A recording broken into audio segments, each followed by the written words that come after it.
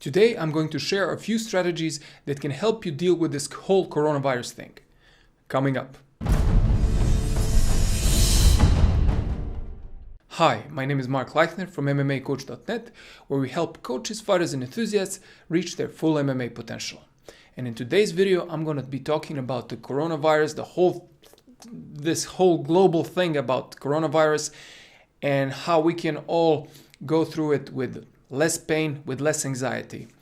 Now, I already made a video about how you should, when is the right time to start training again after you've had coronavirus, and you can find it here or down below in the description. Today I'm talking about a different issue, about how we can psychologically deal with this better. Now, I'm not gonna downplay corona. It is bad, but it's not as bad as some diseases were in our past.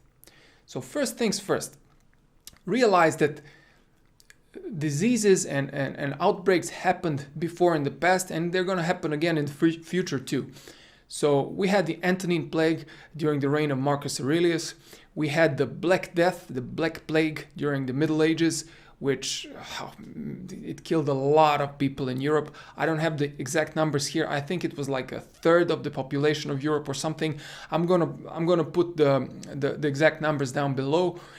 And we also had the famous Spanish flu, which we all come to know about. If you didn't know about it before, now you know about it for sure, because it got compared to corona a lot. And now we have corona. Corona is, compared to all those outbreaks before, is child's play, basically. The real problem with corona is that many small businesses have closed. Many people have lost their businesses, lost their jobs. And yes, and of course, many people have died, but not as many as from the Black Death or from the Spanish flu. I've read some articles and I watched some photographs from the Spanish flu era. You could see that the bodies were piled up on the streets in carts. Now, this does not happen with corona. Yes, I've heard about stories where people are people's bodies are being thrown in the ditches and stuff like this, but not to the extent that happened with the Spanish flu. So there were outbreaks, they're going to happen again, but this is not so bad. I know, I mean, if you've lost your loved one or a friend or a relative or someone, then this is a problem, of course, and you're going to feel a lot of pain and anxiety. I understand that. And if you lost a job, it is tough. I know about businesses that collapsed during this crisis, and I know people that lost their jobs, and it's tough, for sure it's tough, but not as tough as it was for people in the past. Just picture the Spanish flu times. It happened during World War I, and during that war, in my country, we lost about 1/3 of the population. 1/3 of the population. Can you imagine this? Plus the Spanish flu. I don't know the exact numbers of the Spanish flu victims in my country. I don't know if we had Spanish flu. I gotta check this. But in Europe and in the world, it was really terrible, really terrible. First you had the war, then you had the Spanish flu, and afterwards the Second World War came. Then a lot of people died there too. So compared to that point in time, this is insignificant. So we're going to get through this. The vaccines are rolling out, but and I don't want to get into the conspiracy theories, if they're going to put something in the vaccines to reduce the population, the whole Bill Gates thing. I'm not sure. I don't know what to think about this, but I just want to concentrate on what you can do and what I can do as normal people who have no power except when it comes to voting. What we can do is we can exercise this is called the dichotomy of control in Stoic philosophy, which I respect very much.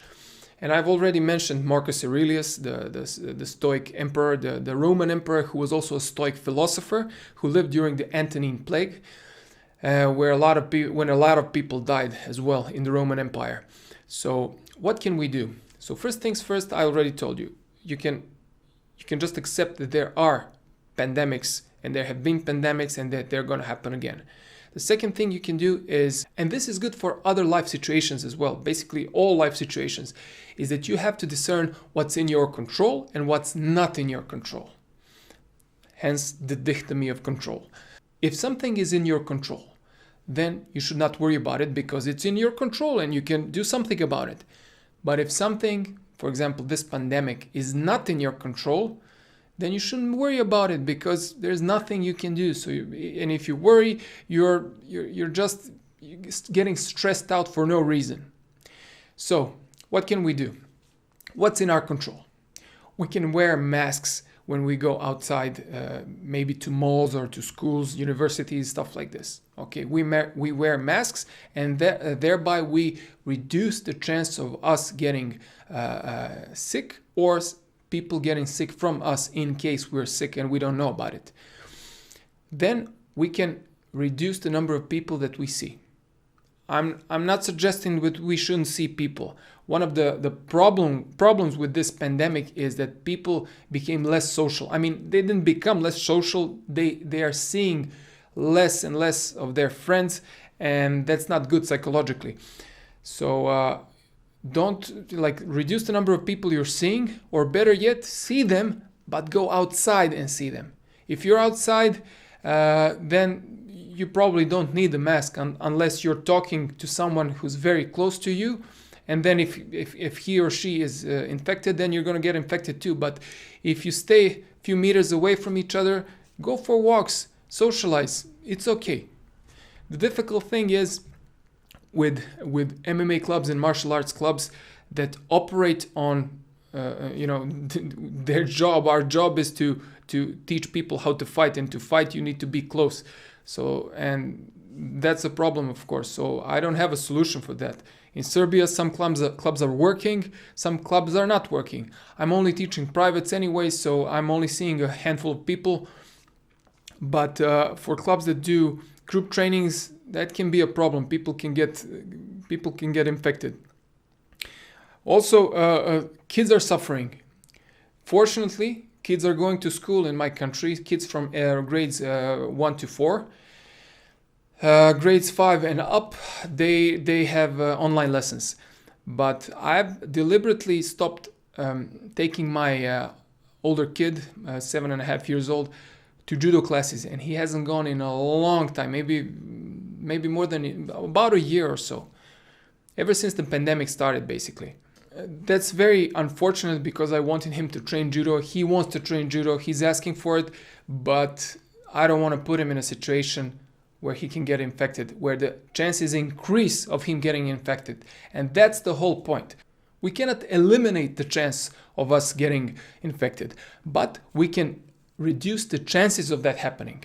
It's the same in fighting. When I fought, my strategy was always revolving around me reducing the chance of me getting injured and increasing the chance of my victory. So every time, every minute, I would evaluate what should I do now to bring me closer to victory and not injury, of course. So this is what you should do with Corona as well. Masks on. Don't go to public places. Don't go to private parties. There are some people that organize parties here in Belgrade, which is terrible. And I understand people want to live again, especially during the New Year's. They wanted to live again, so there were a lot of parties, unofficial parties. But don't go there. Go where you need to go. Wear a mask, and that's it. Wash your hands. Throw away those masks every once in a while or every time you go out. Consider if you should be training in a group right now. If you're not a competitor, if you don't have an MMA career going on like some of the UFC fighters, then maybe it's best that you postpone training for a while and train alone. You can do a lot of things alone. You can hit the bag, you can do calisthenics, you can run, you can watch instructionals, you can practice with your brother or with your roommate if you have one, if he's not infected. So yeah, you can do a lot of things alone. The vaccines are rolling out, so hopefully we will get less and less people infected and we'll start defeating this disease. And one more important thing, just because it's a pandemic doesn't mean that you should use it as an excuse to get fat, watch Netflix, and do nothing all day. Whatever your goal is, you should be working on it. If you're a student, if you're a university student or a high school student, make an effort to have the best grades as possible. If you, for example, want to start an online business, don't wait for the pandemic to subside. No, start it right now. If you are already an entrepreneur, keep doing what you're doing. Double your efforts if possible. So whatever your goal is, entrepreneurial, educational, your fitness goals, I already mentioned those. If you have MMA goals, if you want to compete in MMA but you cannot train right now, there's a lot of things that you can do. So don't be lazy. Keep working on them. This corona thing will pass in time, but you shouldn't wait to take action. If you like this video, like it and share it, and you can also subscribe to my channel. And if you like a more in-depth MMA training, check out my instructionals. My name is Mark Leichner from MMAcoach.net, and I will see you again very soon.